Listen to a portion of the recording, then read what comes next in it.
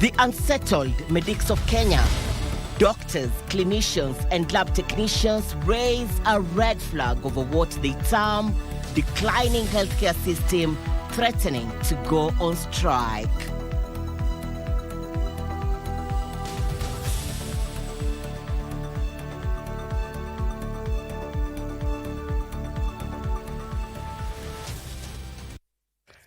Good evening and a very warm welcome to the broadcast. My name is Mchuma Udim. My colleague Tom Boya is away this evening.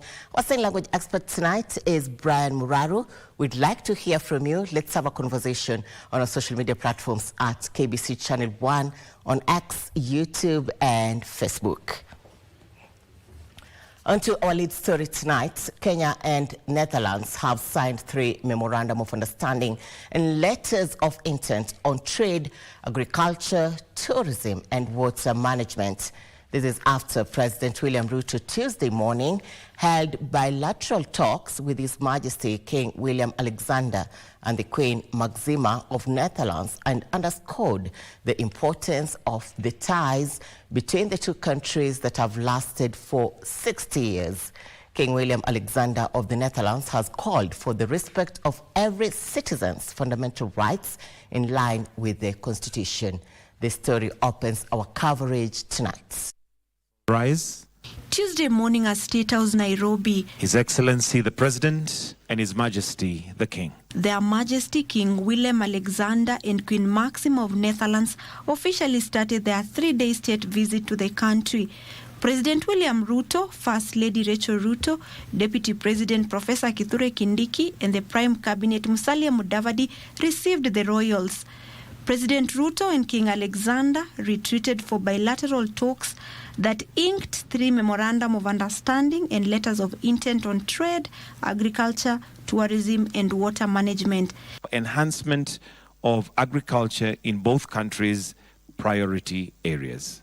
We have signed an MOU that establishes a framework for dialogue on trade and investment between Kenya and the Netherlands, creating a joint trade committee to facilitate and foster bilateral trade and investment.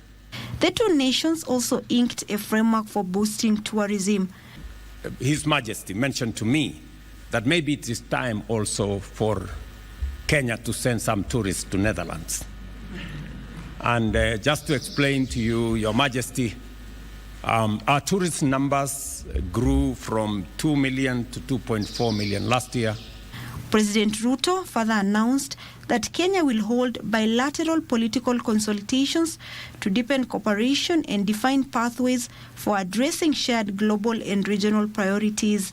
We have directed our ministers of foreign affairs to convene bilateral political consultations tomorrow to define their clear pathways for cooperation in regional peace and security, climate change, multilateral engagement, and strategic development partnerships. The people of Kenya, like those of the Netherlands, want their rights as free citizens to be respected and their voices to be heard. I'm pleased that our country's strong and mature relationship allows us to devote attention during this visit to issues like human rights, good governance, and accountability. The royals thereafter laid a wreath at the tomb of their unknown soldier at the Uhuru Gardens National Monument and Museum. The royals, accompanied by top government officials, then visited Thogoto Forest for a tree planting exercise and interacted with community-based organizations that they support in the conservation of the indigenous forest. These seeds, we harvest them from the forest, then we preserve them. Any moment you come in the forest and you are here in terms of ecotourism, we give you these seeds. As you enjoy moving around the forest, you go throwing them anyhowly or anywhere, and these seeds will stay permanently there. I was buying things that I need to do my juicing in a market. Then I asked myself, what am I consuming? I'm consuming a lot of raw things, but I don't know kama zimewekwa madawa. So I started growing my own things that I needed. Hivyo ndivyo tuliendelea, na sasa ndio tumeona wanakuza vitu organic, demand inaenda ikiongezeka kwa sababu sasa watu wanaelewa hizi madawa zinapigwa na wakulima, zingine zao zinatudhuru mili yetu. As countries continue to put in place climate adaptation mechanism, calls have been made for collaboration among nations to invest in climate mitigation measures that will help cushion the impacts of climate change globally. Opicha Chemtai for Prime Edition from Thogoto Forest in Kiambu County.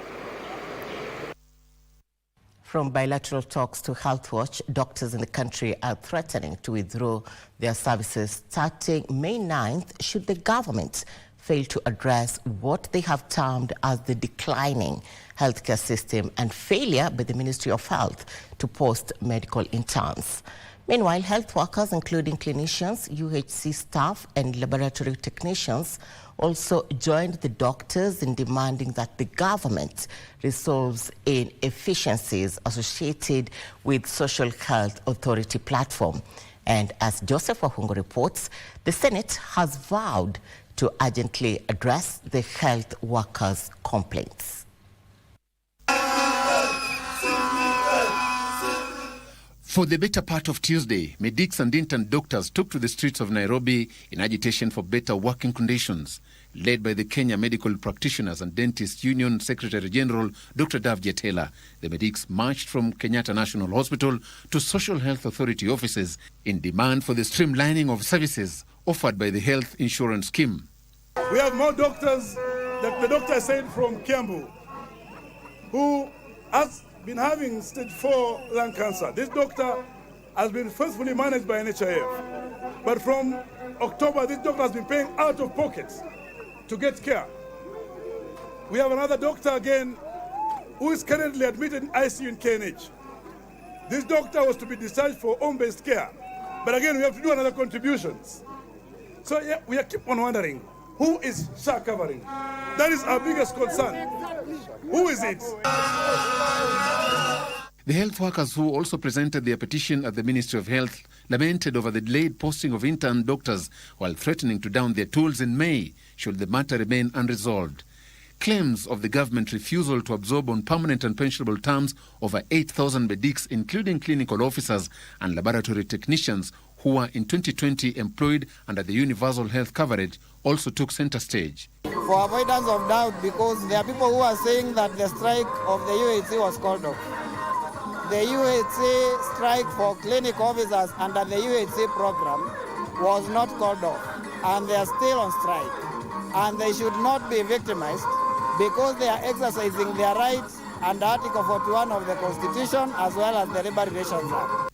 Speaking after receiving their petition at Parliament buildings, Senate Deputy Speaker Kathure Murungi vowed that the Senate will have their issues expedited in order to forestall the disruption of medical services. His sentiments were echoed by Nairobi Senator Edwin Sifuna. We shall handle this petition for you. Na sisi ndio tumejitolea tukaambiwa na speaker tukuja tuchukue. So I mean you should really believe that hii kitu iko kwa mikono sawa sawa, si ndio? Now we shall make sure whatever it takes to make sure that all these matters have been addressed by the Senate. Once again, these health practitioners have taken to the streets of Nairobi, asking the government to prioritize their calls to ensure that they are able to offer better health services to Kenyans seeking medical services in health centers across the country. Reporting for KBC Channel 1 News, my name is Joseph Wahungu. Meanwhile, health experts drawn from different parts of the African region have emphasized the need for a multi-sectoral approach to address health inequities to achieve universal health coverage.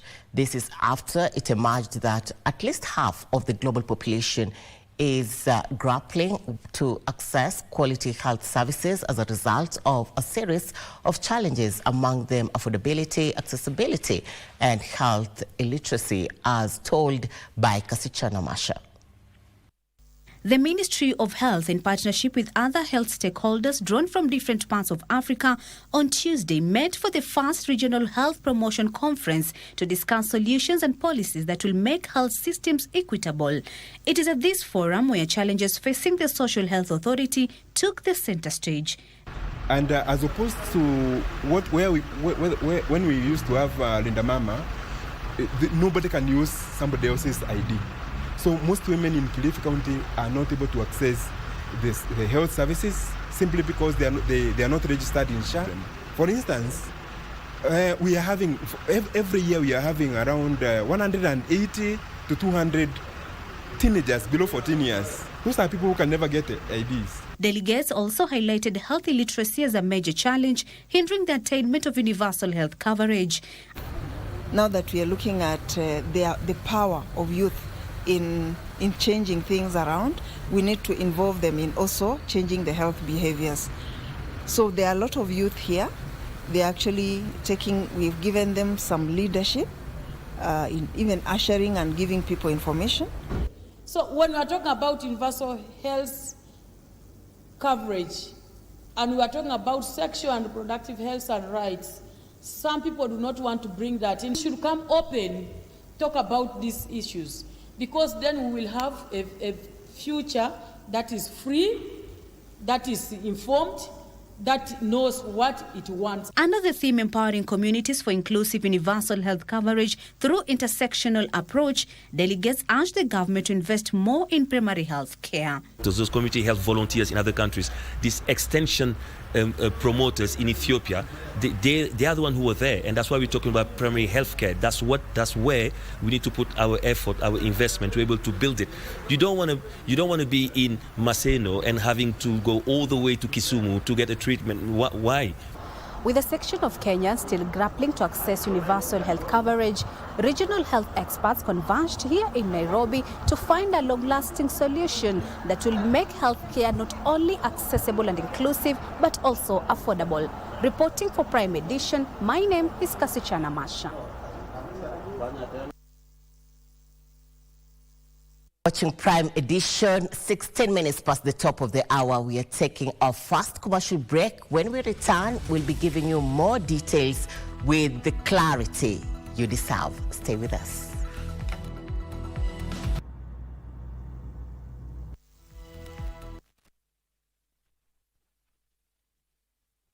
Down Express! 20, town! Okay, town, 20. Bado haijajaa dere watu wengine 7. Kwani wazako si ungekulia kwenu? Sasa umetoka wapi? Mimi sitaki mahindi leo. Wewe unanichia mkate. Siagusi mkate fubi. Wewe ongea bora usiguze mkate yangu. Sishike hivi. Nataka kukulia huko mbali na mimi. Si mimi nakulamiwa ni wewe. Donda, gari imejaa na bado unasema watu waingie. Tuambie ndere hapo apunguze wimbo. Niongee na kama hapa. Hakuna volume inapunguzwa hapa. Kama unataka kuendesha gari yako, enda dial *570#, option ya 3. Watu wanaendesha magari hapa nje na wewe bado unapiga nyenyenye kwa matatu. Option 3, unalipa ama unasuka? Comfort yako iko kwa *570#, option 3. Master Genio moja safi, reliable, modern safety and security features. Cheza mara kadhaa ujaze entry tickets zako kwenye draw ili uimarishe uwezo wa kushinda. Mshindi tunamtangaza 27th of April na gari tutakufikishia. Omega unaenda ama wewe? Mimi siendi na madri, nishainuka na *570#. Inuka na Genio kwa *570#, option 3. Asante.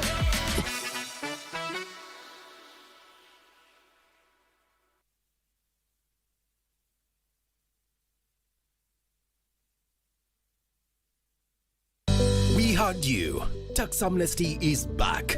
Kenya Revenue Authority is giving 100% relief on interest, penalties and fines for tax debts incurred up to 31st December 2023. Don't miss out. Take action now by settling your outstanding tax debt through easy-to-pay installments by 30th June 2025 and watch those penalties and fines for tax debts disappear. It's now or never to set your tax records right. Take advantage of the tax amnesty today. Terms and conditions apply. Kenya Revenue Authority. Tulipe ushuru tujitegemee. Differently. Today's stories remind us of the strength and resilience of the human spirit. They also highlight the importance of community, advocacy, and innovation in creating a more inclusive society for persons with disabilities. Persons with disabilities across the country need to recognize that they are the voice and their voices need to be heard in policy making, in policy advocacy. It is better to educate the people, particularly the husbands. I know the husbands can get annoyed, but it doesn't mean that you cut the hand of a lady whom you love and look after. Differently.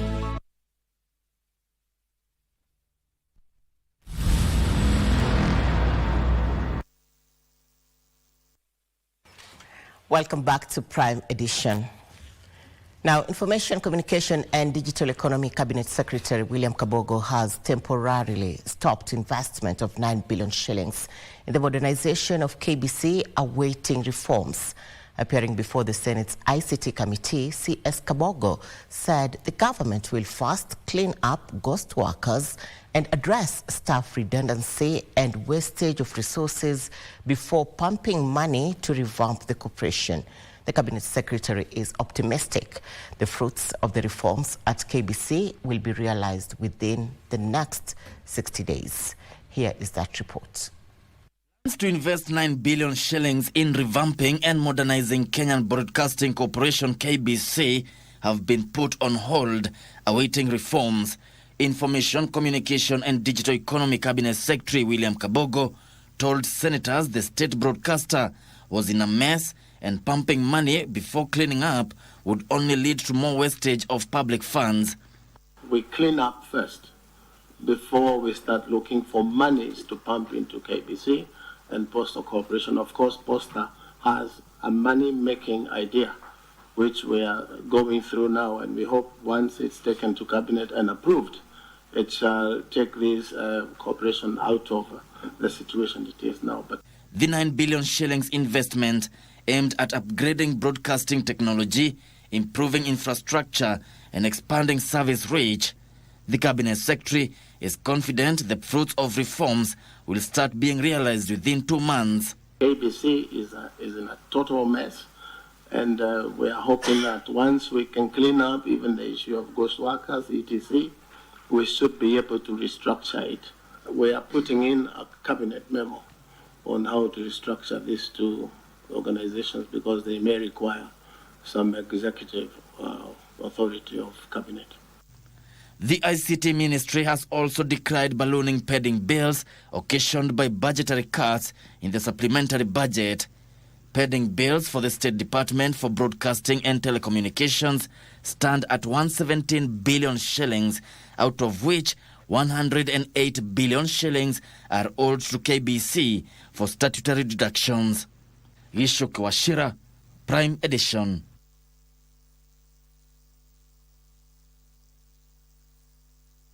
The National Syndemic Diseases Control Council has urged HIV patients to desist from hoarding drugs. According to the council's acting Chief Executive Director, Douglas Busire, the country has enough stock of antiretroviral drugs, hence no need to panic despite reduced donor aid.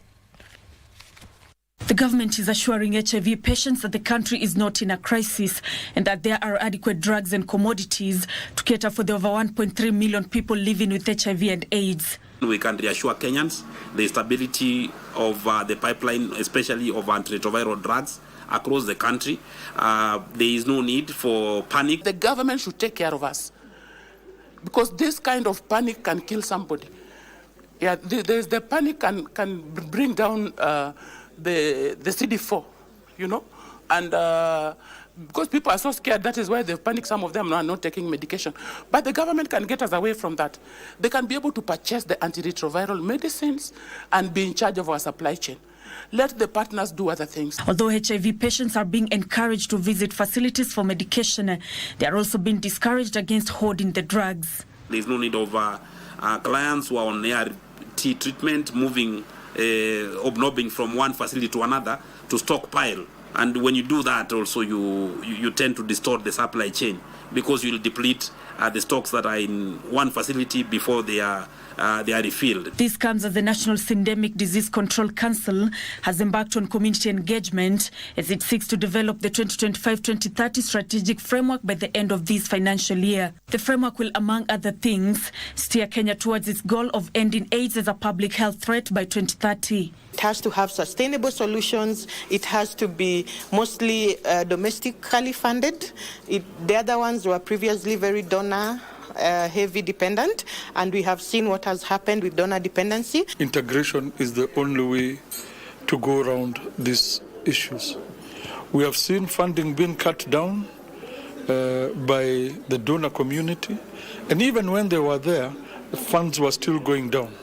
We will have county implementation plans for the endemic diseases, which take into consideration significantly the aspect of sustaining the gains that we have made over the years. Nancy Okware, Prime Edition. From health matters now to politics. Political leaders in Meru County, including lawmakers and cultural figures, have declared an end to their long-standing political offensive following the successful removal of Kawira Mwangaza. The leaders, who openly admitted to playing a key role in her ouster, celebrated the swearing-in of Isaac Mutuma as the fourth governor of Meru County, an event that laid bare the intense political battles and rivalries that have defined the region, as reported by Giverson Minor. The impeachment of Kawira Mwangaza and the subsequent inauguration of Isaac Mutuma as the fourth governor of Meru County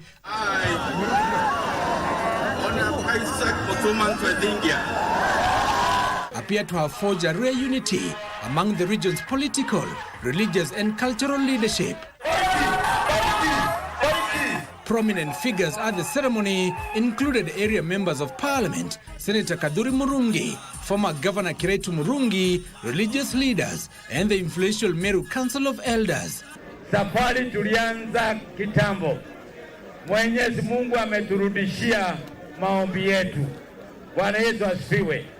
In a striking display of triumph, several leaders openly admitted to their involvement in Mwangaza's removal, some even boasting their role in what they termed as a necessary intervention to restore stability in the county. Nilikuwa naorganize mambo mengi na wabunge, wamefanya kazi mzuri. Bwana Mpolo Wabori asante sana, Bwana Dr. Mweti asante sana, Bwana Kere asante sana.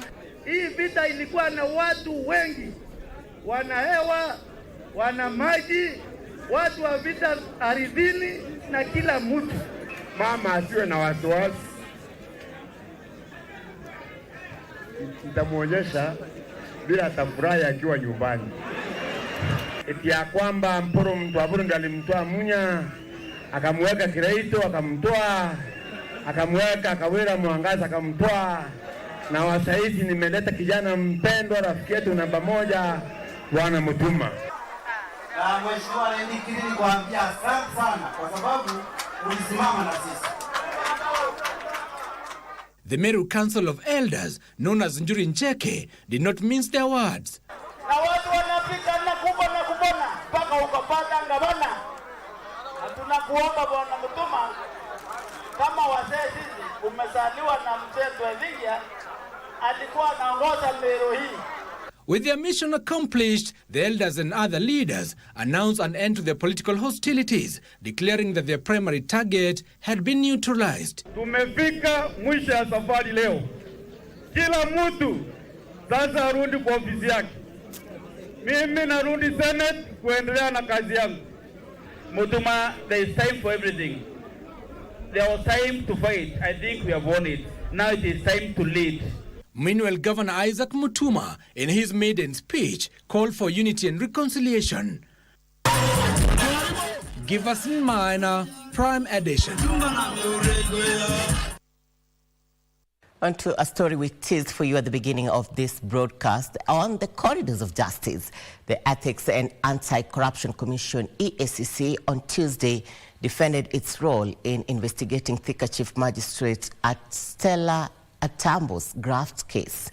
Through their legal counsel, EACC argued it has the authority to conduct investigations and should be heard in court. However, the defense team vehemently opposed the sentiment, stating that while EACC has the right to investigate, it does not have prosecutorial powers as it bestowed to the Office of the Director of Public Prosecutions. Details in the Scales of Justice segment. Anti-corruption Principal Magistrate Harrison Baraza has directed that orders from the High Court on 17th March be extracted and served to his court before he could issue a ruling. For a party who is yet to be admitted as an interested party, the person is just a proposed party, to come to court and say EACC, which obtained the warrants, have no locus, yet they themselves have no locus in the first place. Atambo's battery of lawyers had requested the court to allow them to serve the petition before the High Court, along with direction from the Superior Court, so that the lower court could make an informed decision. Where in that is Ethics and Anti-Corruption Commission Act, where does it give them power to then become prosecutors? It must exist. However, EACC officials insisted that the magistrate's ruling should be confined to the applications made at the lower court and not be influenced by the High Court's proceedings. We submit, and humbly so, that EACC has chosen on their own volition. The court has scheduled its ruling for April 2nd, 2025. And a chief witness in the burial dispute involving Kiambu County Deputy Governor Njeri Kirika's father has informed the court that the late had said where he wanted to be buried. The place of burial will be Mzee's farm in Gilgil. Number 2, burial should be as soon as possible and preparations should commence immediately. Appearing before Milimani's Commercial Court, Magistrate James Gitonga, Gabriel informed the court that the second wife was also legally married as they had a wedding. Nani alikuambia kwamba baba alisema azikwe Gilgil? Both families have disagreed on the burial place from Zemburu as push and pull between Gilgil and Murang'a counties continue. The hearing continues next week on Tuesday. Elsewhere, members of the Dupoto settlement scheme located in Embakasi South are calling for investigations over embezzlement and misappropriation of 2.7 billion shillings meant for their compensation following the acquisition of the ancestral land. We are planning the squatters to go back to the land with immediate effect. Yes. I appeal to Your Excellency, the President of the Republic of Kenya, Dr. William Ruto, kindly give us an audience. We can give you the truth of the matter. Through their legal team, they are pushing for criminal investigations into the fraudulent land deal and the prosecution of those involved. The money was funneled through various law firms in a very shady and unscrupulous manner. Our clients never received a single cent from the money that was supposed to compensate them. The displaced residents who claim they have lived on the land for over 30 years are demanding for justice. Ruth Wambui for Prime Edition.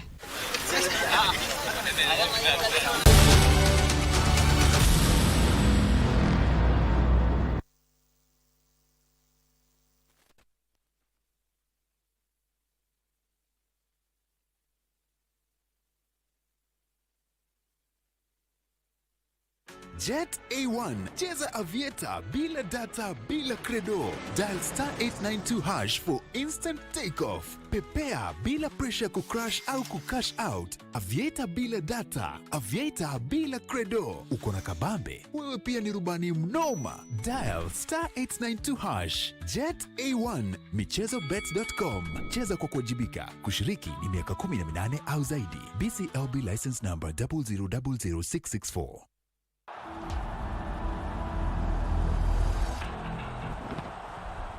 The race for the cherished FIFA World Cup 2026 slot is heating up. Olunga, the captain, he plays the right ball inside. Good first touch. They change the lines as Aubameyang gets in behind here. A great opportunity for Aubameyang, and it's off the post. Lined up on match day 6, Group F is Kenya against Gabon on Sunday, 23rd March at 4 p.m. from Nyayo National Stadium. Pumped back into the air. The keeper's come a long way off his line and he's missed it. And that's the opener for Kenya. With the new sheriff in town, don't miss this historic Africa qualified duel live and exclusive on KBC Channel 1, your true sports partner.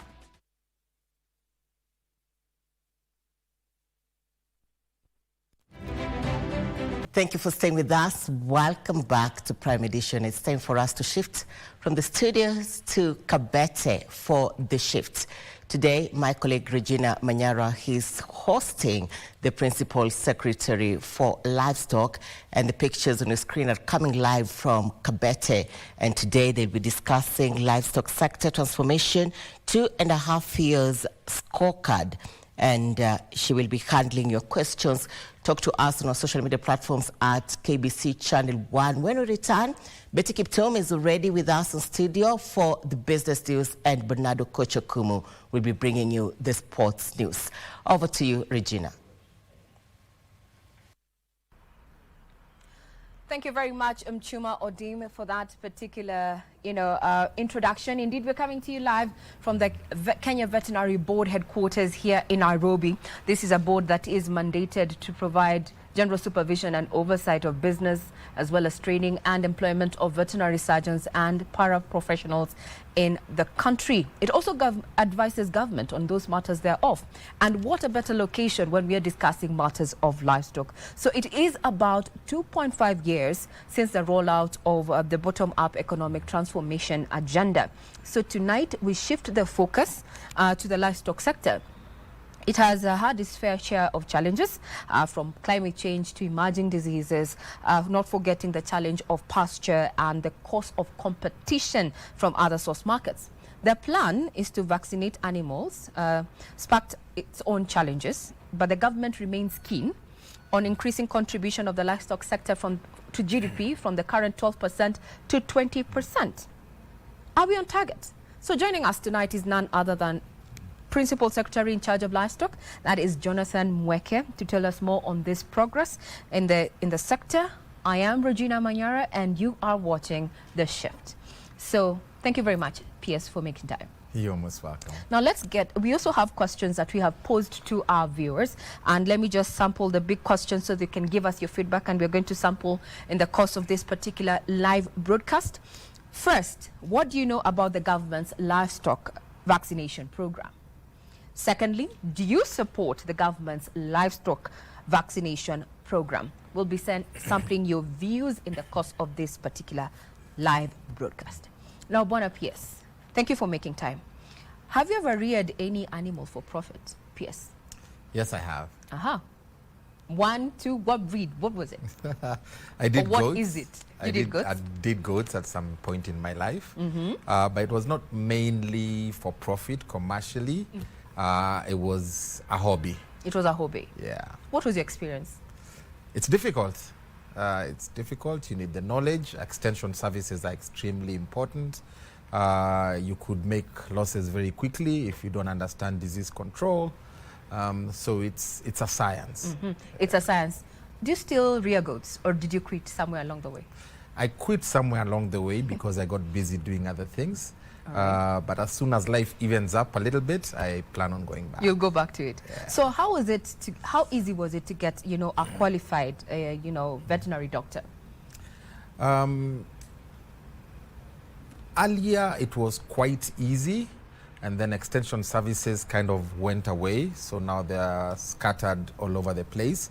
But we do have quite a few programs to ensure that this can come back to our farmers, and especially now we're embracing technology to do that linkage between the farmer or the livestock keeper and the animal health assistant and the vet and the agrovet that keeps the veterinary food, the animal food, livestock food, and all of that.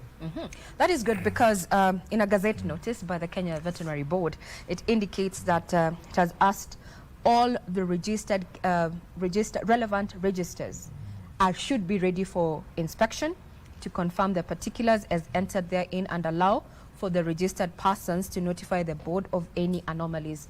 Anyone in this particular value chain has up until the 31st of March 2025, failure to which they will be deemed not to be registered under the Act. What is your opinion on this move? Well, it's law. The veterinary sector is very highly regulated because of the work, of course, the vets do in animal health. And you know, if we don't take care of disease control, they also have a public health aspect to it. We call them zoonotic diseases, diseases that move from animals to humans. So it's a fairly regulated field, just like human medicine.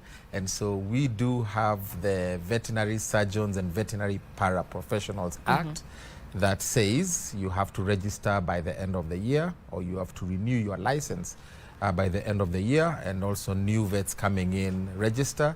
Where we are here at the Kenya Veterinary Board is the state corporation, which is under the State Department for Livestock, that is responsible for doing this registration.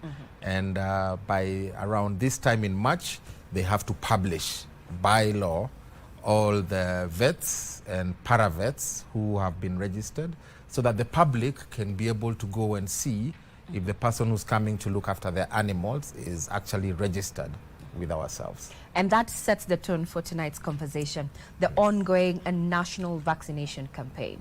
Yes. Why was it important at that particular time to embark on this campaign? Regina, you realize the Kenya Kwanza administration is in an economic transformation era. We've had different administrations with different priorities.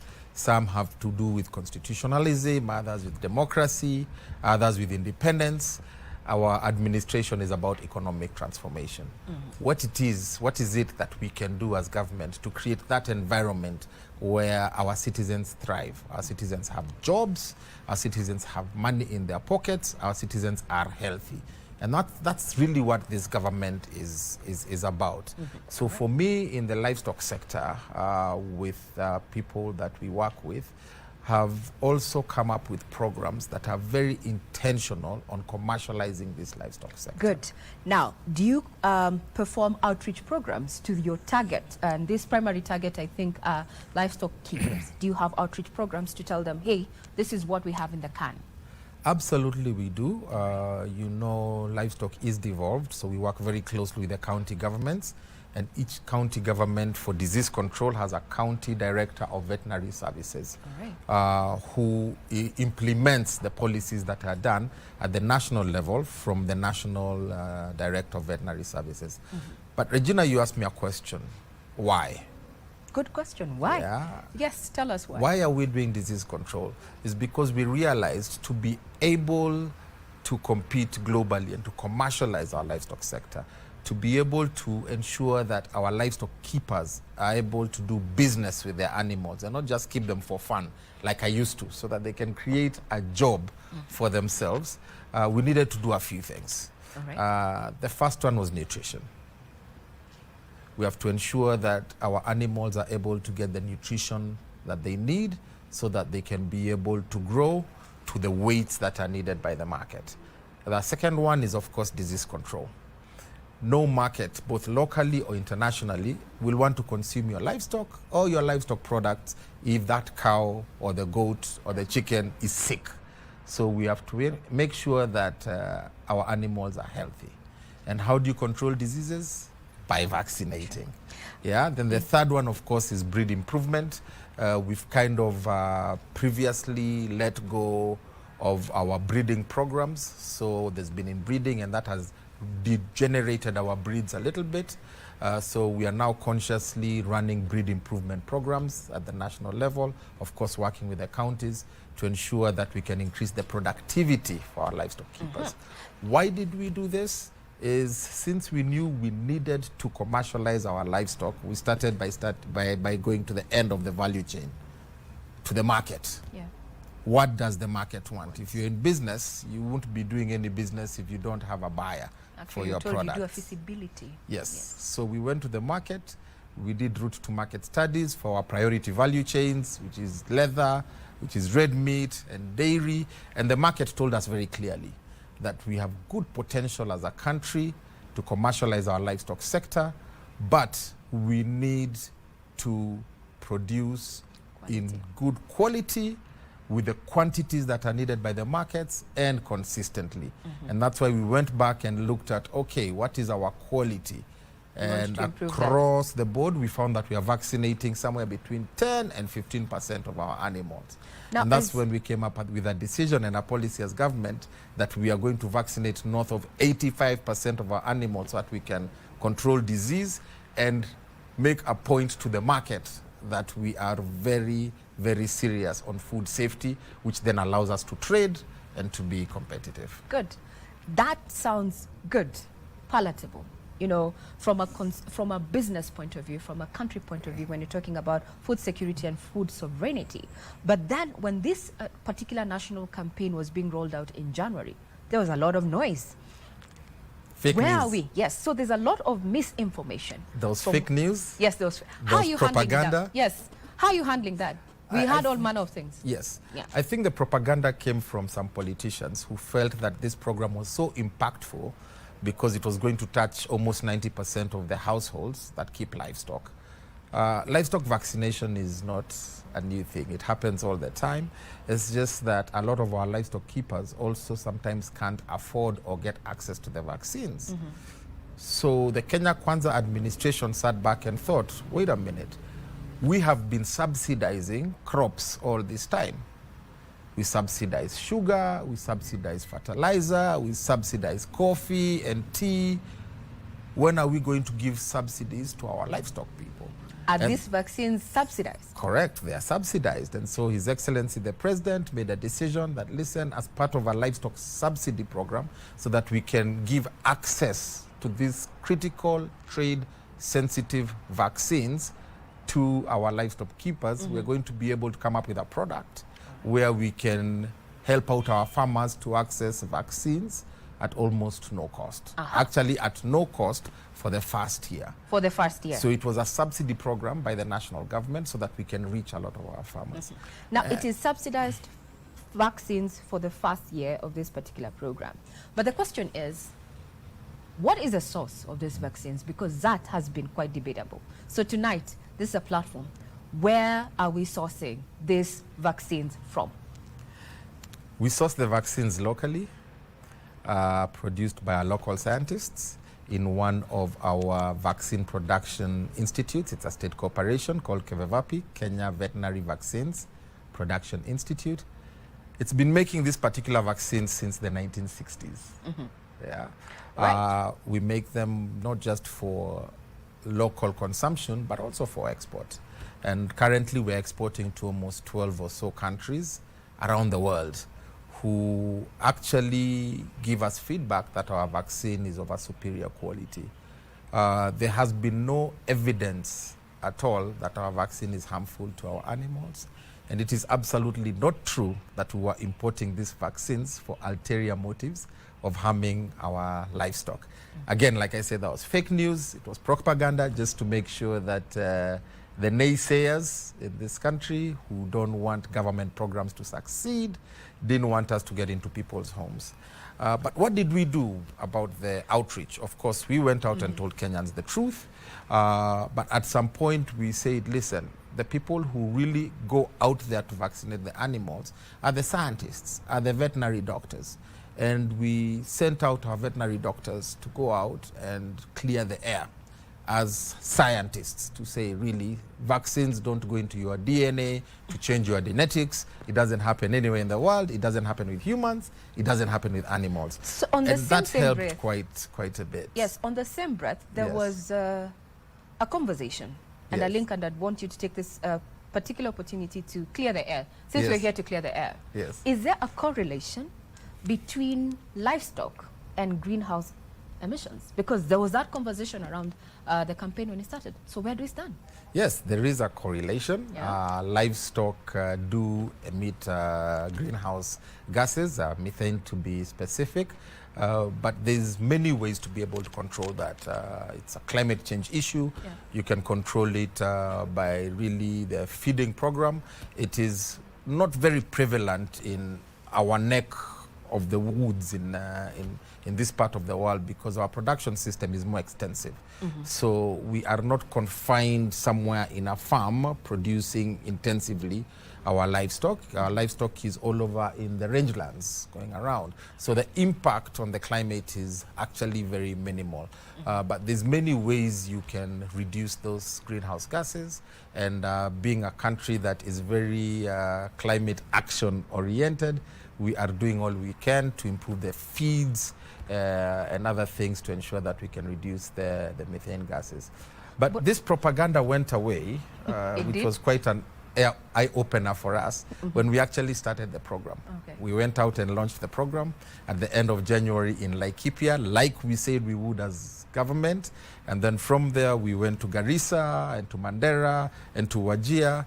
And what we saw, Regina, was quite interesting, that we did not have to go and look for the livestock keepers. They came looking for us because they figured out that they'd suffered enough and they knew their animals needed these vaccines. So we went to the markets and the livestock keepers brought their animals, which told us one thing, that some of these people who are talking about all these stories that this is bad, that they probably are seated somewhere on a sofa set in the city and don't own any livestock. All right. Now, erratic weather patterns, and drought disrupt vaccination schedules and increases disease risks. What is the way forward? As you ponder on that, PS, let's take a quick commercial break just to remind you that we're coming to you live from the Kenya Veterinary Board headquarters here in Nairobi, and the conversation is around to what has been the inroads that the livestock sector has made, what is still in store. We're just looking at the scorecard, 2.5 years. Get us on X at KBC Channel 1. You can be part of this conversation. For now, we take that quick breather. We'll be right back.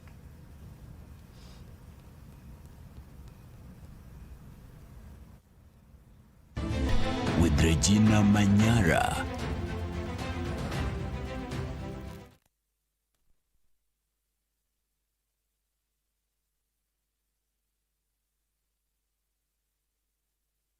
Kupitia star 570 hash tunakupa nafasi ya kuchomoka na this beautiful Mazda Demio.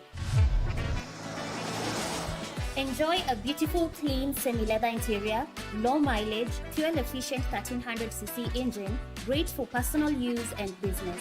Ukitaka kujishindia gari hii, kucheza ni rahisi sana. Chukua simu yako, bonyeza star 570 hash, chagua option 3. And for only 35 shillings, hii gari inaweza kuwa yako. Kumbuka kucheza mara kadhaa, because the more you play, the higher chances of wewe kuwa mshindi. Mungu ni mwema, asante Mungu. Ile nitakuwa naendesha hivi. Dial star 570 hash and make this dream car yours.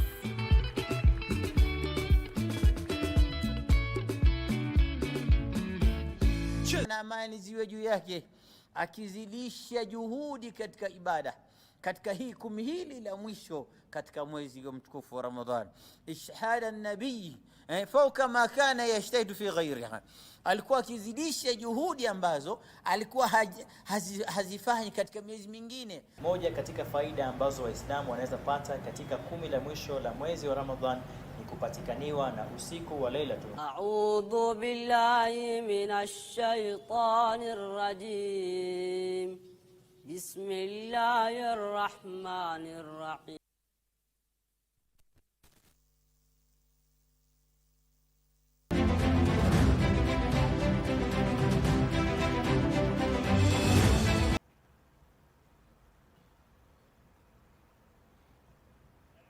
Welcome back. This is The Shift, and tonight you're looking at the livestock sector just 2.5 years in. What are the hits and misses? And our guest is none other than Principal Secretary in charge of Livestock, Jonathan Mweke. So before we took a quick break, the question was, how are you reaching those livestock farmers in far-flung areas when it comes to matters of vaccination? Regina, there is no part of this country that's not governed. We have the national government administration. They've been integral in helping us reach farmers. We have the county governments who have the entire structure up to the ward administrators. The national government structure goes all the way into the nyumba kumi. So every 10 houses in this country has some sort of leadership, and there's village elders, all the way up to the county commissioners. So we have a very good structure in which we can reach every single Kenyan to provide services to them, to reach them in terms of in times of disaster as well, be it a flood or a drought or any other kind of emergency. So in terms of reaching our livestock keepers, that's reaching them. That's not an issue.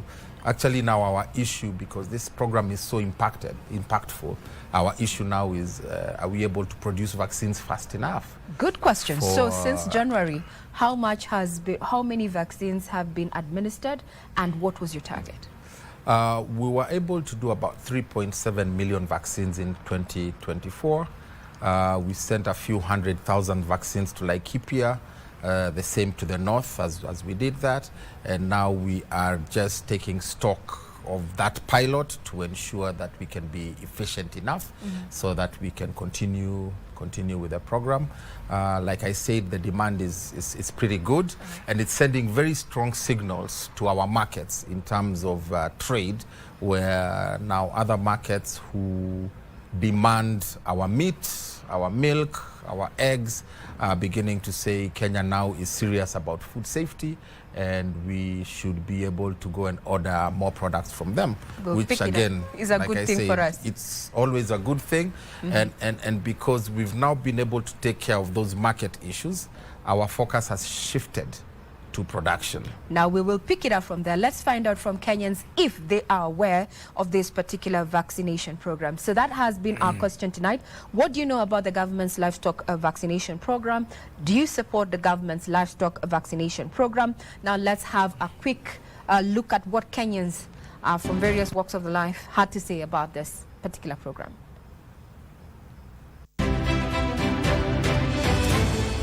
The launch of nationwide vaccination campaign for all livestock in the country against foot and mouth disease targeting cattle, sheep and goats has elicited mixed reactions among livestock farmers. So what is the government doing to reach its target and improve livestock sector? Or are livestock farmers misinformed? My name is Khalid Abdullahi, and this is your take.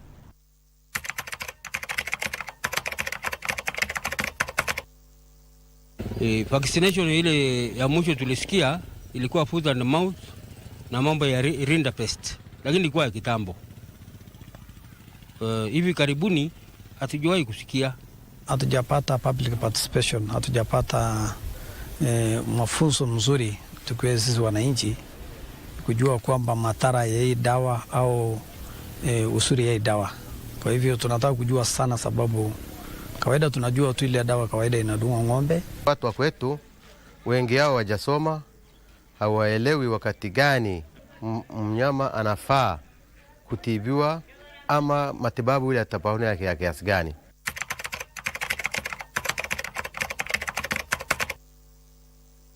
Tunapeleka ng'ombe Laikipia kaunti mpaka Lomburuti kwenda kutafuta soko, kwa sababu soko yetu mingi imeharibika hapo kwa sababu ya mara hiyo ya security.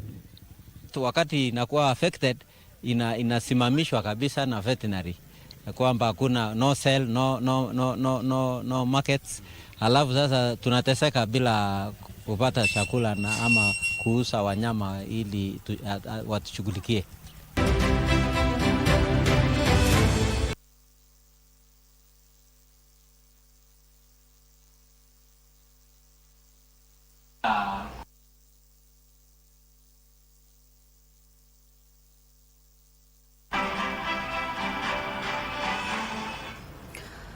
Well, there you have it. That is what Kenyans have to say about the questions that we posed to them, and they set the conversation for us. Picking up one of them is the issue of access to markets for their products. They're having a challenge locally. And what are you doing, as a ministry to address this issue? Markets locally, as well as are there plans to expand into other markets, other than the Middle East? Let's start with that reaction first. Yeah. For beef especially. Excellent. Thanks, Regina. It's very refreshing to hear what the Wananchi say about our sector. For us as an industry, as a ministry, we always listen to the Wananchi because they're the ones we serve, and we have to ensure that we enable them to continue with their trade. The livestock sector has been largely unstructured. It's not as structured into cooperatives like the dairy sector or the coffee and the tea sector, where producers come together, they buy inputs together, lower the price of the cost of production, and have marketing agencies to give them access to the market.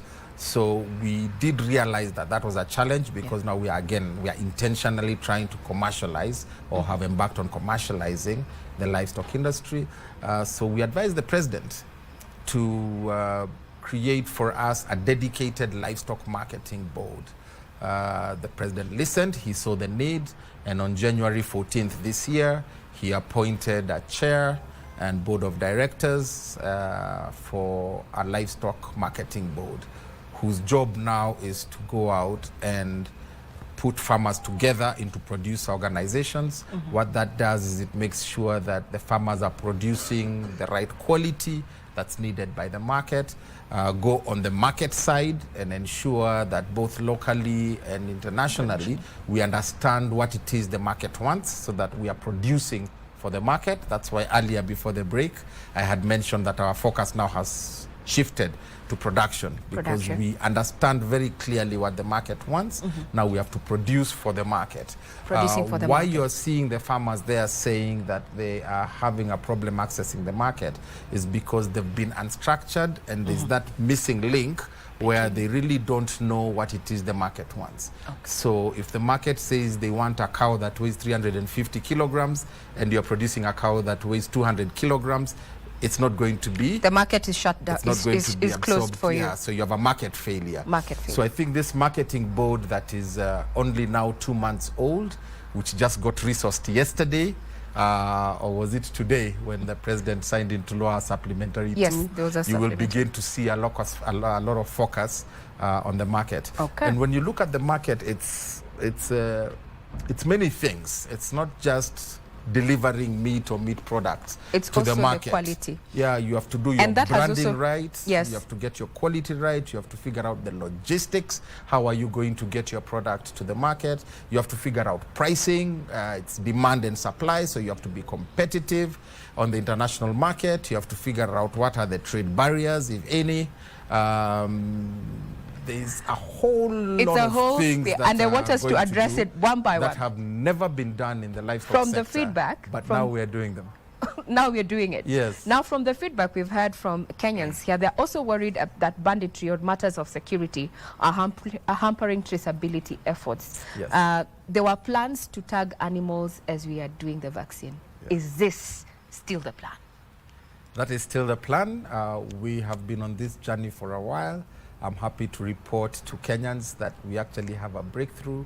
And as we speak, Kenya's first animal identification and traceability system, called ANITRAC, is currently under development.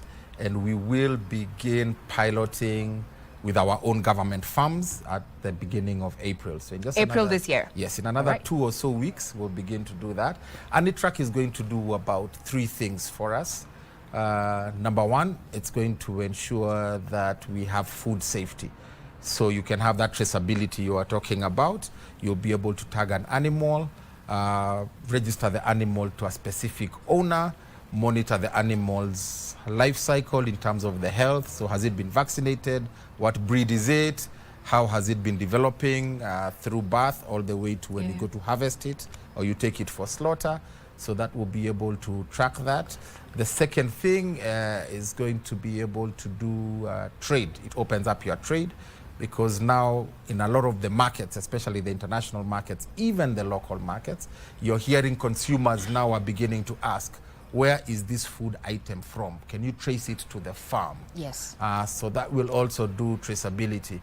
But I think for me, the most exciting thing about ANITRAC is now it enables the livestock keeper to have an asset that they can collateralize. Nice. Now a bank can know that so and so in this farm in Samburu has this many cows that are verifiable, and we can reach them, and this is the history of those cows. Therefore, they could come to the bank and borrow against those cows. Of course, it helps with illegal movement of animals. Yes, so banditry. It is not just a traceability or an identification system. It's also a traceability. It's also a tracking system. Okay. So it will have RFID technology that you will be able to monitor movement of any tracked animal around the country, and that will curb illegal movement of animals, bringing cattle rustling as we know it to a standstill. We hope so. Then the African Continental Free Trade Area has been operational, but we're still seeing significantly that Kenya is not tapping into this, especially in as much as matters of livestock are concerned. What is holding Kenya back? Nothing is holding Kenya back. What we've been talking about today is being able to produce for the market. Yeah. Our president has been very deliberate in opening up markets, not just the Africa Free Trade, Continental Free Trade Area, but we also have, in addition to our EACC market, you saw the president opened up the Economic Partnership Agreement with the Europeans, which gave us access to 27 European countries, with a joint GDP of almost 20 trillion euros. Also opened up the Comprehensive Economic Partnership Agreement with the UAE, the first economic agreement of the UAE with a mainland African country, which is Kenya, and it gives us access to that market as well. We are at an advanced stage, very advanced stage. We've actually completed the agriculture chapter of the strategic trade and investment partnership with the United States. Again, a first between the United States and a single African country. What does this mean? It has given our products and our services quota-free and duty-free access into almost 50% of the global GDP. So the door has been opened. But these markets come with standards. You just cannot export anything into those markets. Right. So they have food safety standards, they have standards in terms of all sorts of things depending on what it is that you're exporting. For us in the food sector, it's food safety standards, traceability standards. Yes. So unless you meet those standards, while the door has been opened, you have no products to push through that door. And that's why, again, I said we are moving back to production to make sure we can produce what the market demands. If you don't do that, you're doing no trade, you're doing no commerce, and you will just be growing these animals for fun. For fun, and we don't want to do it for fun. So no, then we from want where... to do them to improve livelihoods. Please, yes, that's what we all want. Now, we're looking at, as you said, with those partnerships that we have gotten into, then is Kenya still going to be pushing for, you know, an extension of AGOA, that is the AGOA partnership? We were doing that in the last regime with the Joe Biden regime to 2041. Is that still in the offing? No, we are moving to the STIP. Or are we okay? No, we are moving to the STIP, which is the Strategic Trade and Investment Partnership with the US. Like I said, we are almost at the tail end of getting that done. We have strategically, as a country, picked the value chains that we think we can get the most impact from quickly. And so this administration has prioritized the dairy sector, the leather sector, and the red meat sector. Dairy, all right. And in the dairy sector, I can tell you we've made a lot of progress in terms of even paradigm shifts. You can recall just a few weeks ago, we were running a safe milk campaign where we were telling our consumers, listen, don't just go and get milk straight from the cow. It could have diseases that can move from the milk of the cow to yourself. So when consumers are aware about the kind of food they are consuming, they can make the right choices. So that you're not taking milk that has aflatoxin or excess bacteria and all of that. And that has made government shift its policy from volume-based pricing to quality-based pricing. I like where milk. You've taken us to the prices, and just today we had a supplementary budget approved to have new KCC mop up excess milk. Yes, 700 million. 700 million. Yes. How then will this affect, the prices? We are headed to the long rates. How is this likely to affect the prices? It doesn't affect the prices. What this fund does, and it's something that the processors actually asked for. So for us to be able to transform the dairy sector, we came up with a 6-point plan. And the dairy sector has had times where there is too much milk, so the prices go down. Yeah. So the farmers have a lot of milk, but get very low money for their milk. Yes. So they suffer. Then we have points in drought where there's not enough milk and the prices go very high. So again, the prices are very high, which is good for the farmer, but they don't have the milk. Yes. So again, they suffer. So they asked us to come up with what we call a stabilization fund, where we are able to mop up milk at a good price, even when there's a glut, turn that milk into powder, and then be able to release it back into the market when we have a deficit. That stabilizes the prices, and the farmer ensures that they don't get any loss. Now, Pierce, on that same note, there's a directive, to have, farmers sell their produce at least 50 shillings a litre. But some cooperatives are not doing so. In your capacity, how are you ensuring that this farmer actually gets the rightful, earns what they require, what is needed in this particular capacity?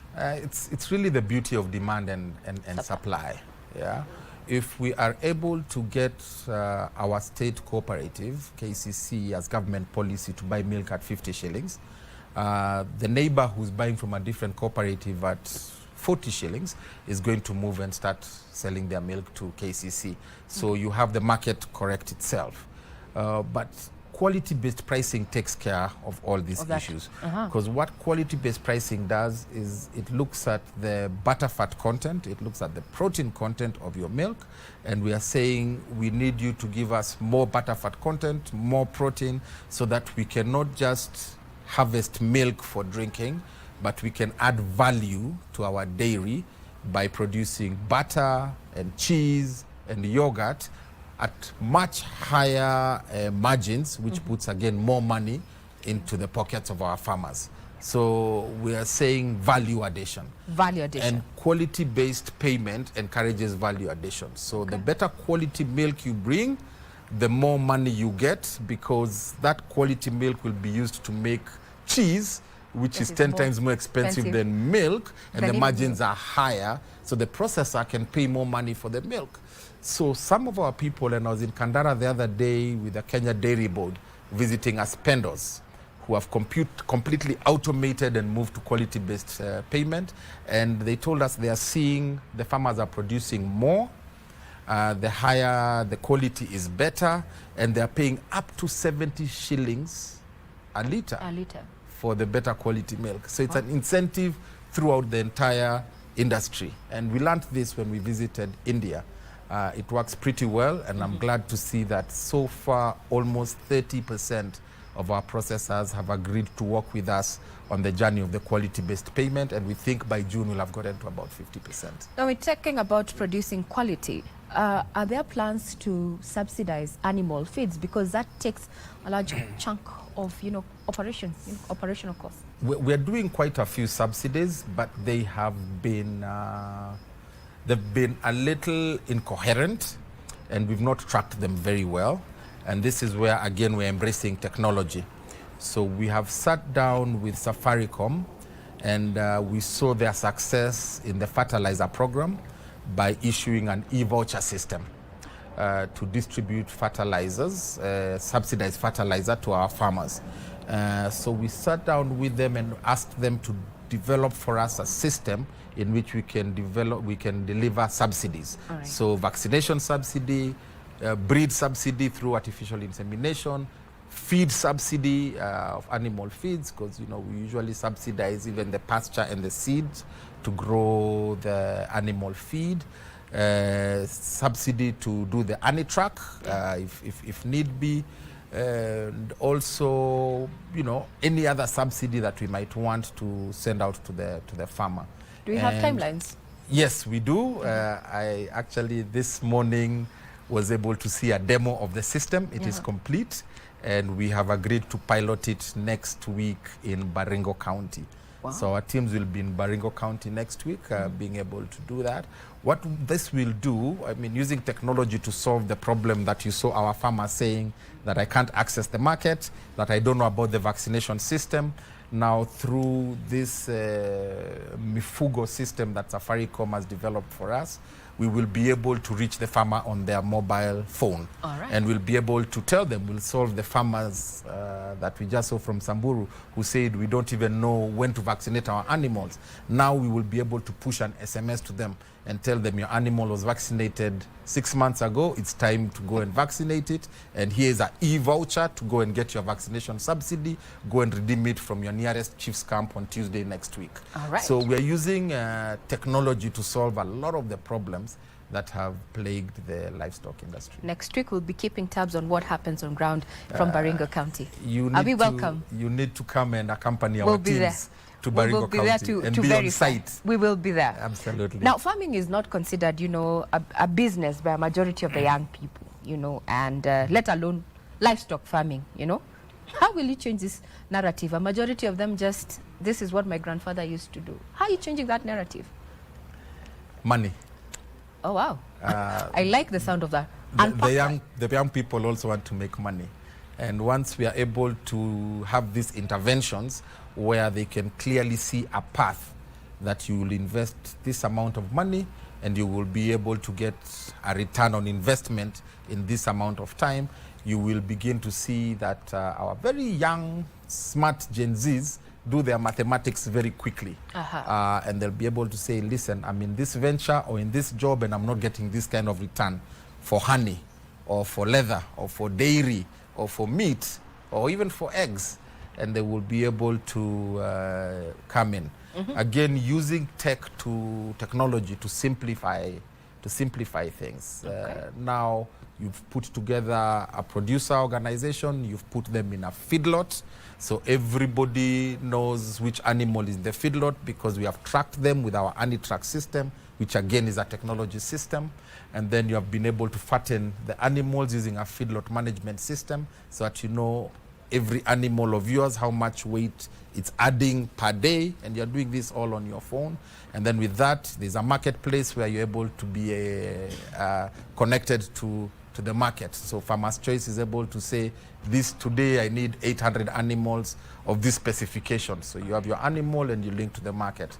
And we do the same internationally. That's all the work, again, that our livestock marketing board is going to be able to put together. So our young people with their smartphones, now, as they're on TikTok, they can also be rearing their animals and keeping track of them. Would love to see and making some good money. I would like to see that. Would love to see that. So, making it more profitable and using technology. Correct. But then, where is the land for livestock if a majority of people are buying 1/8 to construct?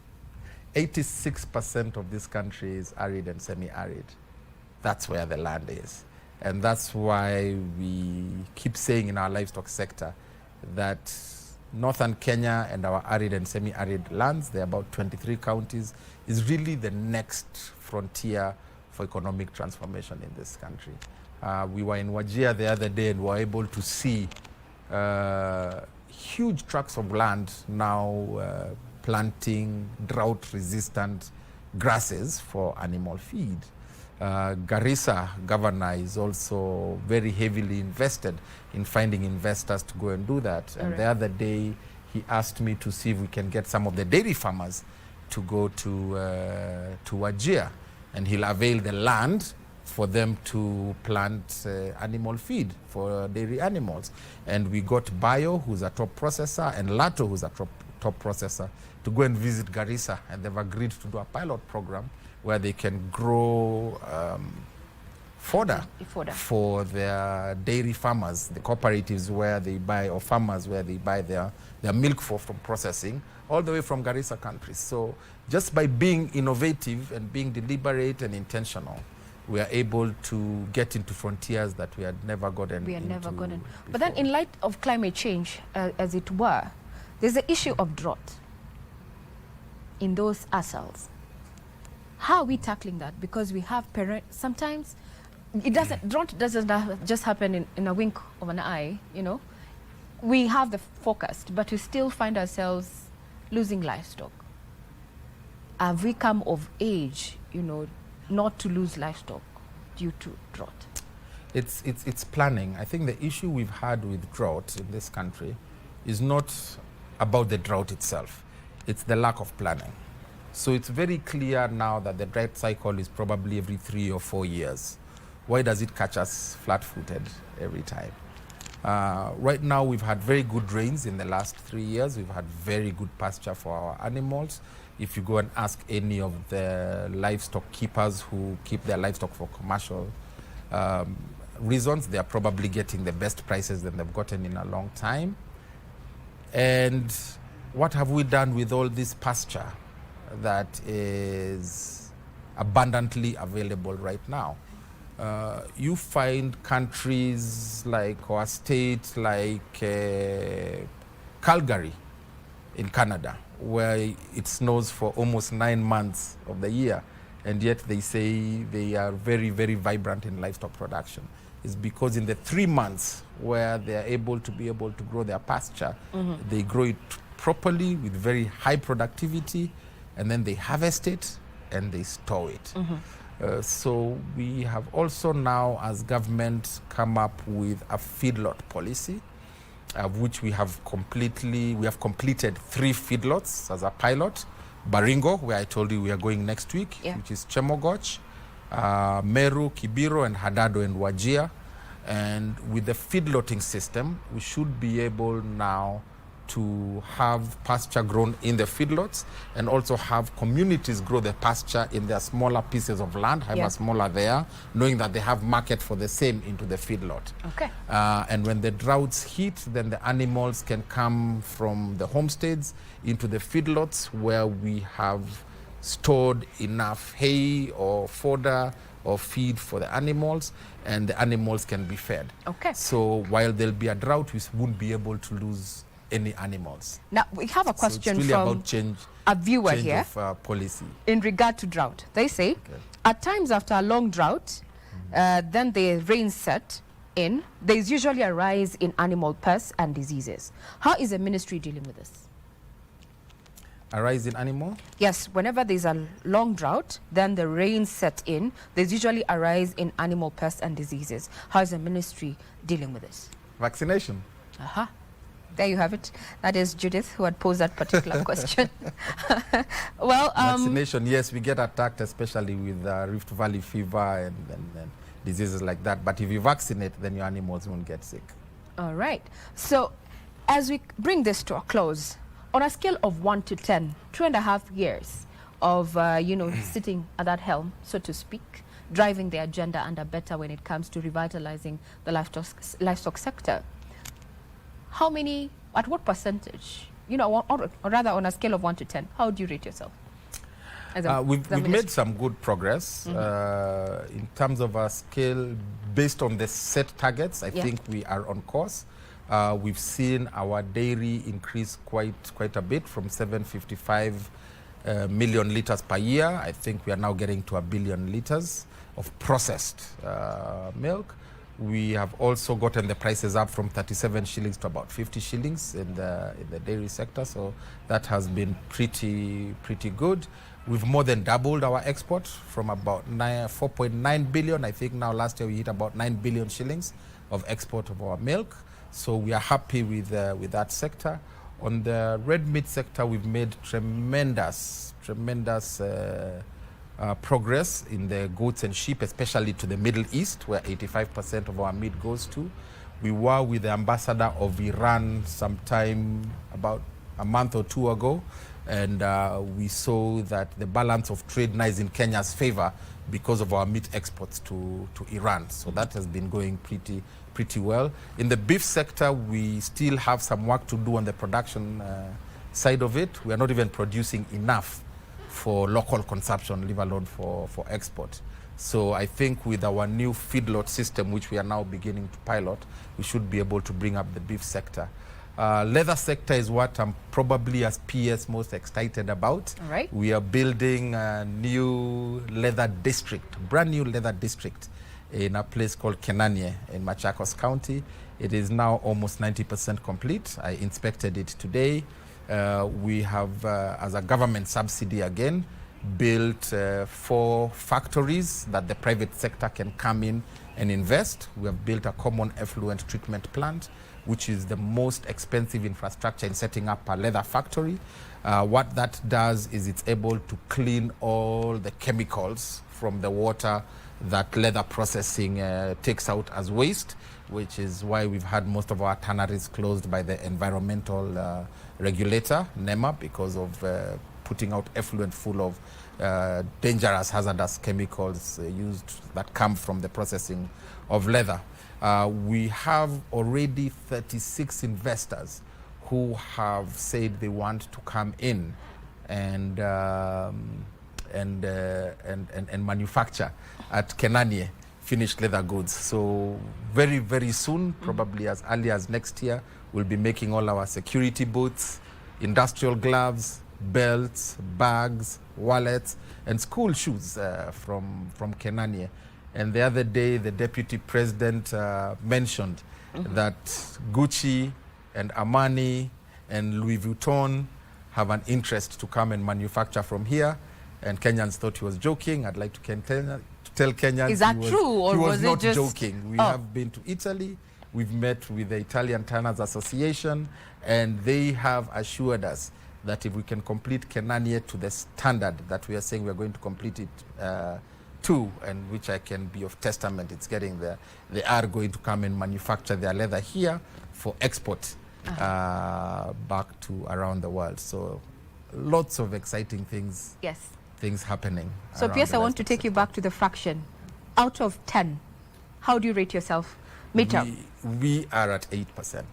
8 out of 10. All right. We're at That 8 is out quite, of 10. I think that's 80%. On target. On target. On target to what we set out to do. We've still got lots of work to do. One of them, of course, is in our milk cooler program, which is almost a year late because of delay in funding, but the funding has now been found, and we will be distributing 230 milk coolers to over 41 counties around the country.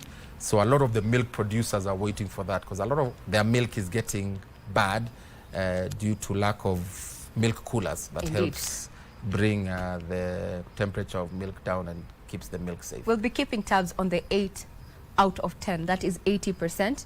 Those are 2 years and a half in. We have 2.5 to go. So we'll be keeping tabs. So tonight we have been looking at the hits and misses of the livestock sector at a time when government is working to have this particular sector contribute 20% to the GDP, currently contributing around an estimated of 12%.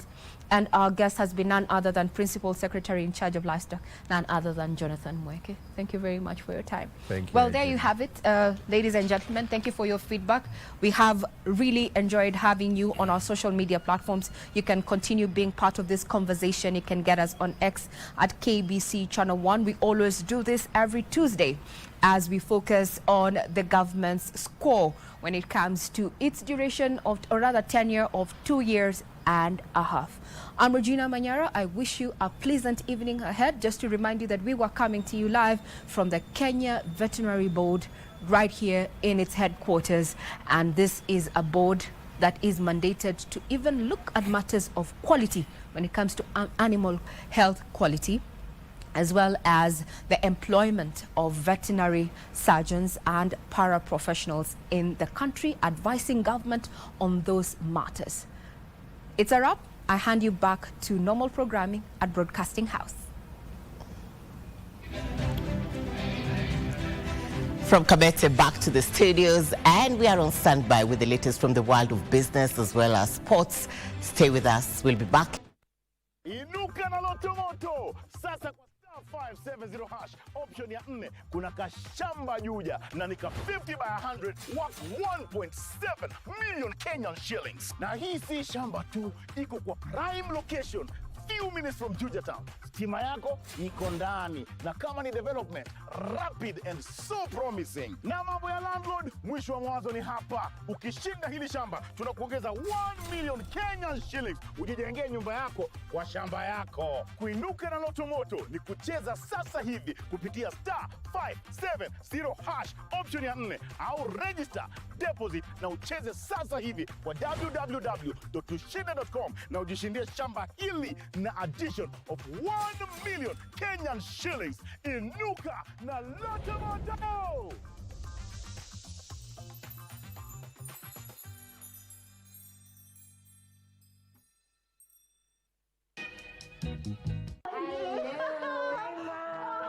Heavens have answered me. Ruth, I have the powers to lock you away and change your life completely. You know, you really need to work on your cold threats. As in itishi hata kidogo.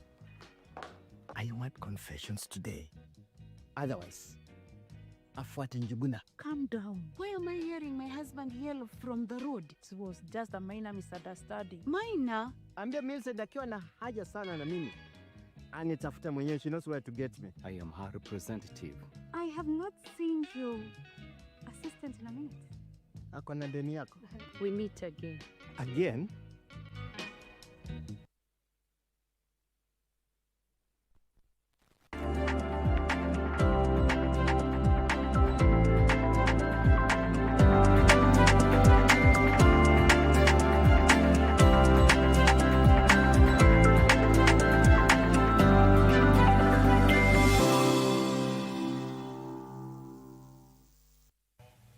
Good evening to you.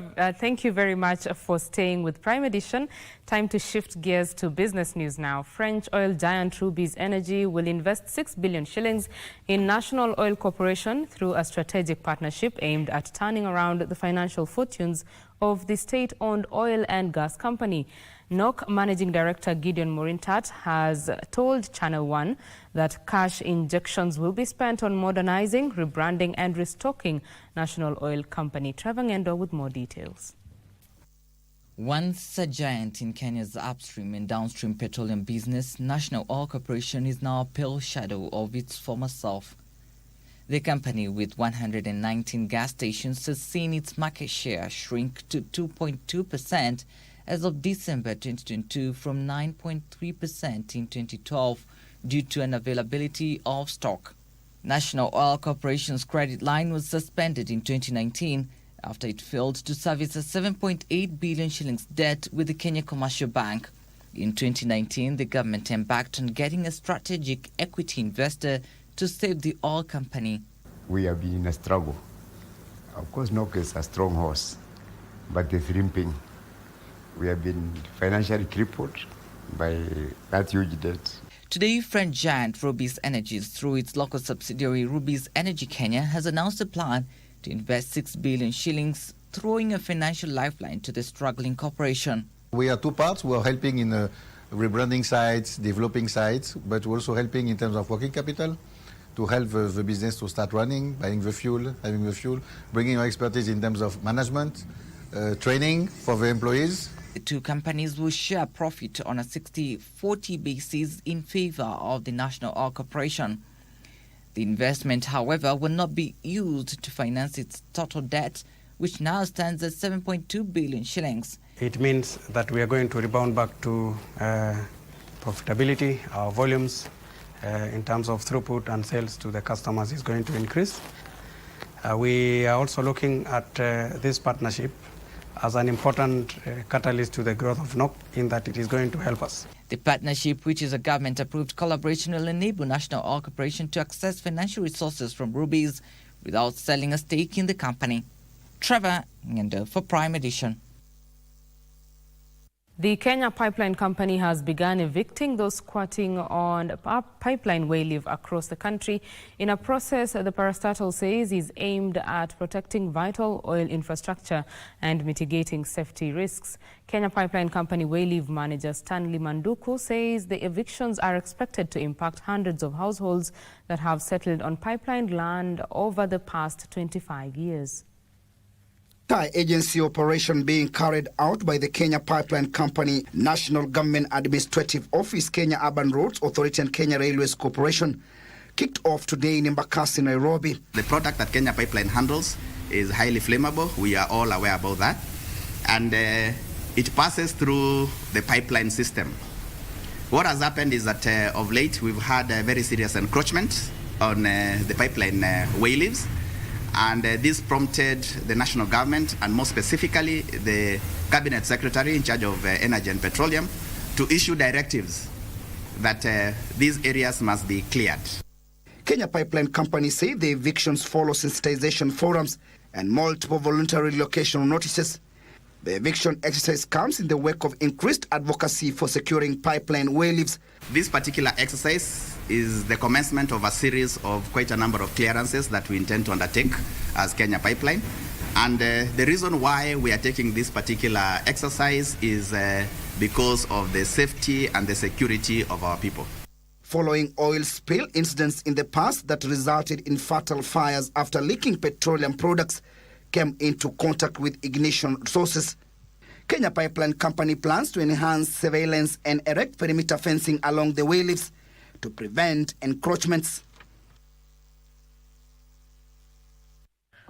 Now, health, roads and education will get the lion's share of the supplementary budget that was signed by President William Ruto today. The supplementary budget will push recurrent spending by 139 billion shillings, while development vote will drop by 25 billion shillings, expanding the fiscal deficit to 5.02% of gross domestic product. Alana Oko has more details. Key highlights of the bill include funding drought mitigation, infrastructure development, boosting tourism and revenue collection at about 50 billion shillings. The security sector has been allocated 12.5 billion shillings.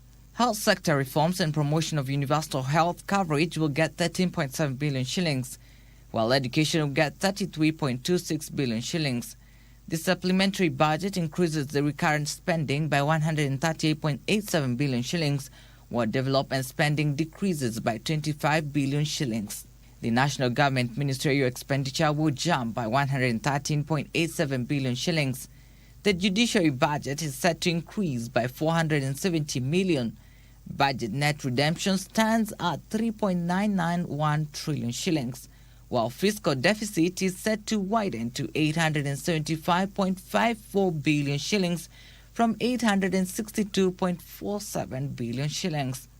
Fiscal deficit as a percentage of GDP now stands at 5.02% from 4.97% of GDP in 2024. Kenya Dairy Board has finalized the process of setting the minimum milk farm gate price for the long rain season. Kenya Dairy Board chairperson Ginesio Mugo says the 50 shillings per litre minimum price is still effective until the new prices are certified by the Ministry of Agriculture. The government last year set milk minimum price at 50 shillings per litre to protect farmers from exploitation from dairy processors. Kenya Dairy Board has reviewed the price.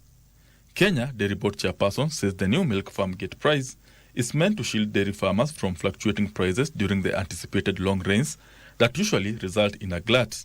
We've already approved to the CS and are waiting for CS consensus so that we can guarantee the minimum farm gate price for the farmers. The government is urging milk processors to self-regulate and agree with farmers on the pricing of milk. In the coming days, we will have our farmers being paid 50 shillings and above. That is what we are encouraging every buyer, every participant of daily to make sure that we pay our farmers from 50 shillings and above.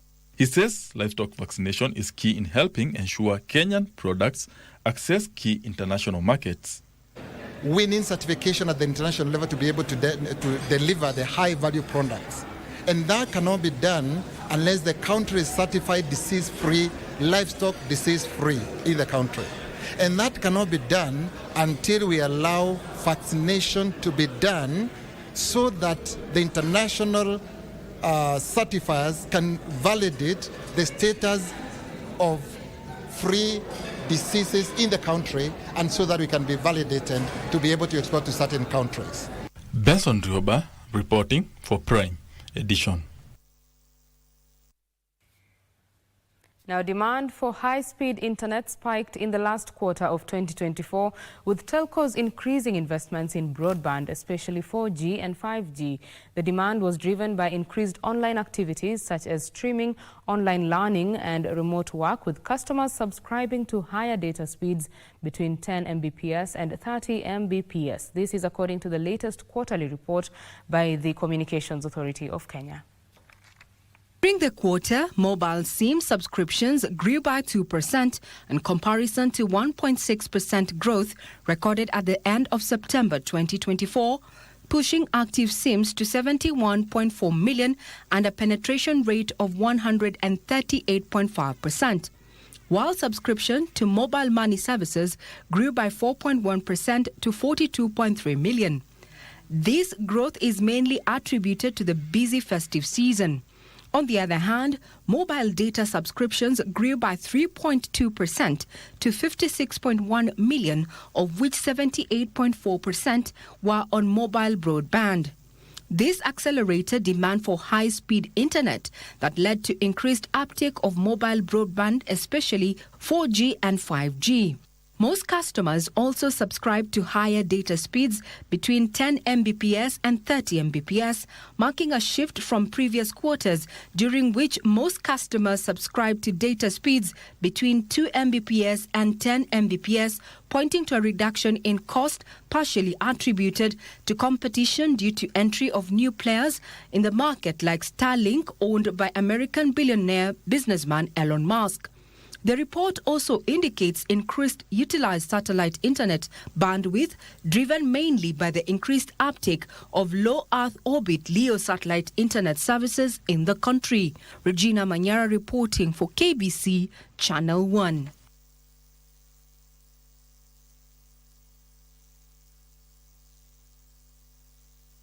Well, on that note, we take a quick break. When we come back, business news and Prime Edition continues.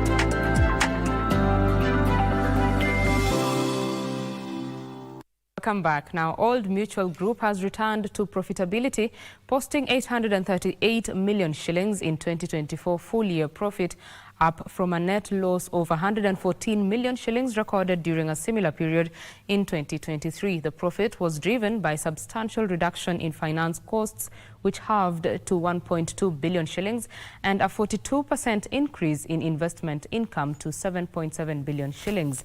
Old Mutual Group's Chief Executive Officer, Arthur Oginga, says the integration of artificial intelligence and machine learning saved the insurer 253 million shillings in claims adjudication and cross-selling. Despite bouncing back to profitability, Old Mutual Group has not announced any dividend payout to shareholders. And supported the results with the high interest rate regime we saw last year. We've managed to keep costs very well controlled, and we'll have seen that costs in some instances have come down. So all in all, a good result. Some of our initiatives around the balance sheet restructure already paying off. You can see the reduction in the finance costs as a result. We've looked at our January and February revenues. We can clearly see the strain on personal finances and demand on the private sector. So if the government can slow down a bit on some of the tax policies, we might see a more robust economy in 2025. But we're hopeful that we'll see a slowing down on the government side in terms of ever more increases in taxation. Now, imagine the government incentivizing everything for people to spend again. This is happening, but it is happening in China.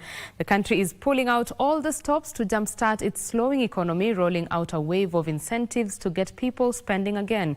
From childcare subsidies and higher wages to better paid leave, the Chinese government is making it easier for families to balance work and life. Here are the details of these and other stories making headlines across the borders. China is offering $41 billion discount program on everything from dishwashers and home decor to electric vehicles and smartwatches.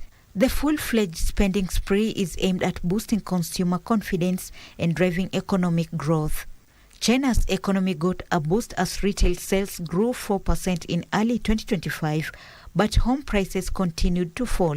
While the United States battles inflation, China faces deflation after prices have dropped for 18 straight months, hurting business profits, wages and jobs. With sluggish growth, high debt and unemployment, China is pushing to boost consumer spending. As China targets 5% growth, President Xi Jinping hopes rising consumption will offset the impact of U.S. tariffs.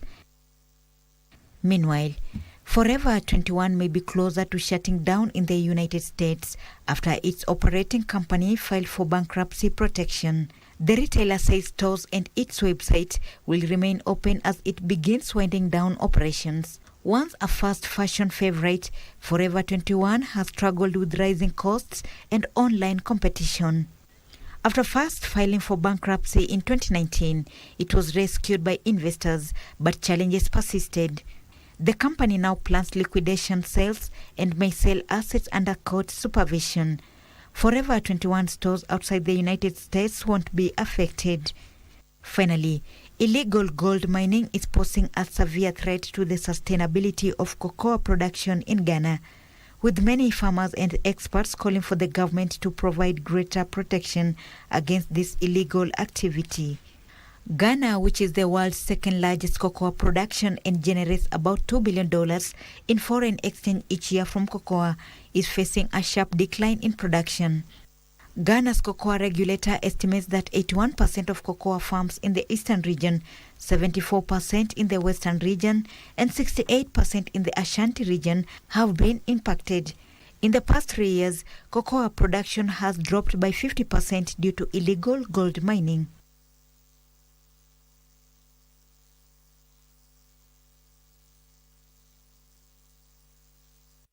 And that is the business news. Sports news is coming up with Bernardo Kumu. My name is Betty Kiptum. Good night.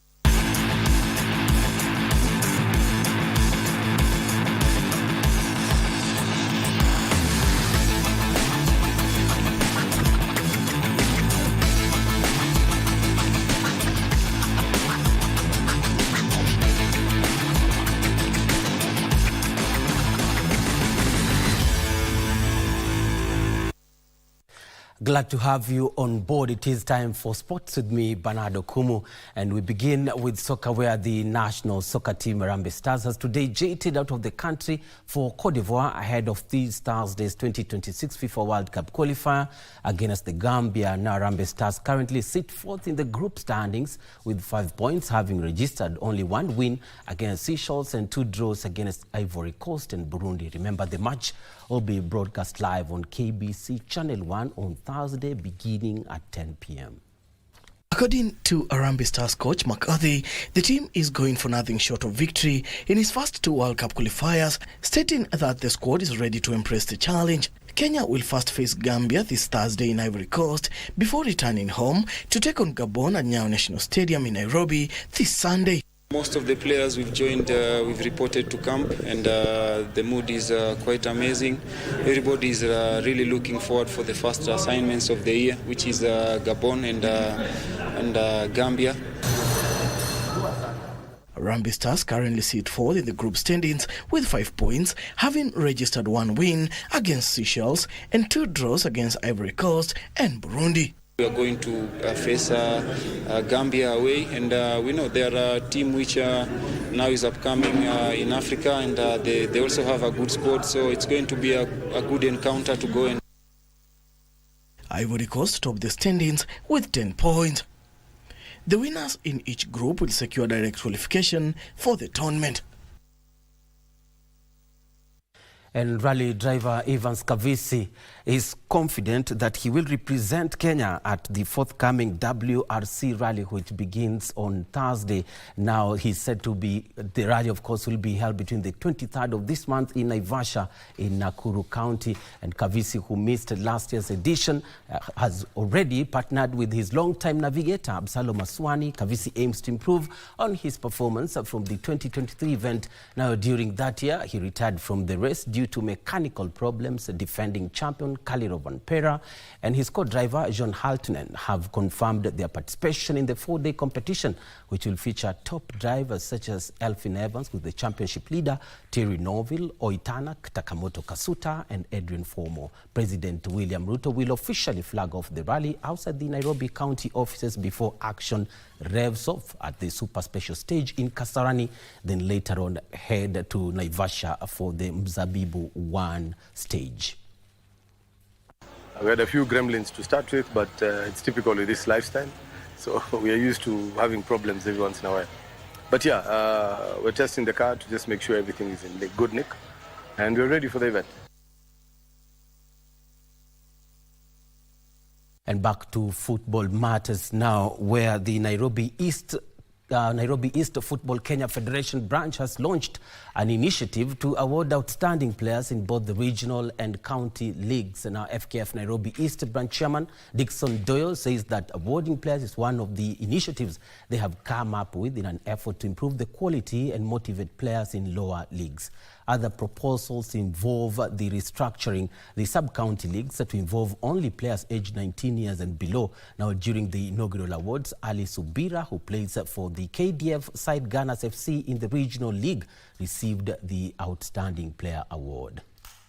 Nacheza hiyo league, vijana watajituma na wao pia next time wakuwe ni wao pia. It's a beautiful opportunity, and it's something I'm seeing that is going to change football. More so, let me talk about women.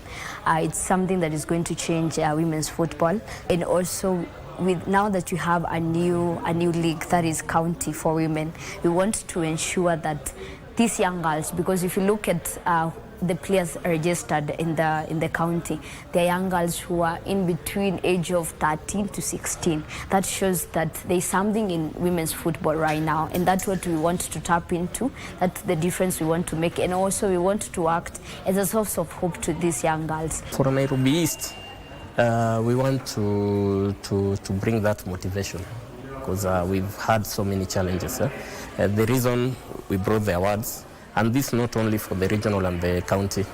Next week we'll be awarding for the women regional league. We are going to the sub-county.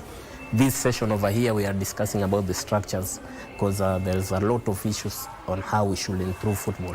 For example, there have been proposals that in the sub-county league we should have players not above 19 years. So we are trying to see the best way we can work on the sub-county league, having at least 19 years coming downwards. And the Kenya Tourism Board is leveraging on the growing motorsports enthusiasm in East Africa ahead of the WRC Safari Rally, which revs off on Thursday in Nairobi. A contingent of fans from Tanzania, Uganda and Rwanda is set to arrive in Naivasha tomorrow, leading the regional influx of spectators. Kenya's High Commissioner to Tanzania, Ambassador Isaac Njenga, emphasized the rally's role in boosting Kenya and East Africa's global appeal. Now, this year, over 30,000 motorsports fans from the region are expected, tripling last year's numbers. KTBCO June Chepkemei noted that the rally has become a key driver of regional travel, fueling interest in Kenya's broader tourism offerings.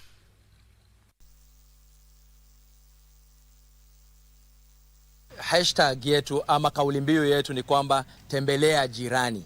Manake sisi na Tanzania ni ndugu na pia ni jirani na pia ni mashemeji. Kwa hivyo tungependa watembelee Kenya na watembelee jirani ili waweze kuona vivutio mbalimbali ambavyo viko kwenye nchi ya Kenya. We have been promoting this event through even radio.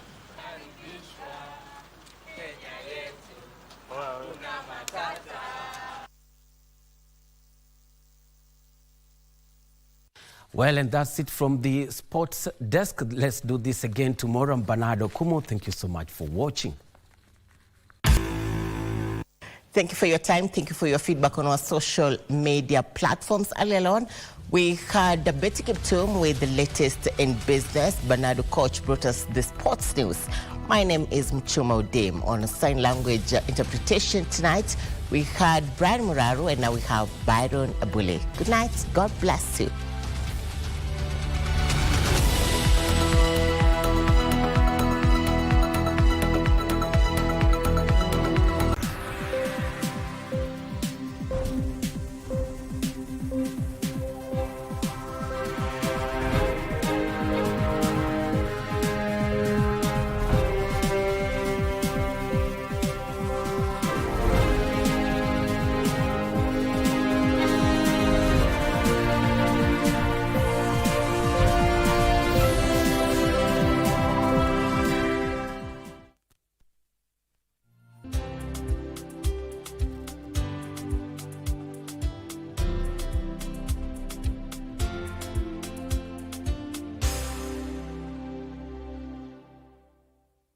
Jet A1. Cheza Aviator bila data, bila credo. Dial *892# for instant takeoff. Pepea bila pressure kucrash au kucash out. Aviator bila data. Aviator bila credo. Uko na kabambe? Wewe pia ni rubani mnoma. Dial *892#. Jet A1. Michezobet.com. Cheza kwa kuwajibika. Kushiriki ni miaka 18 au zaidi. BC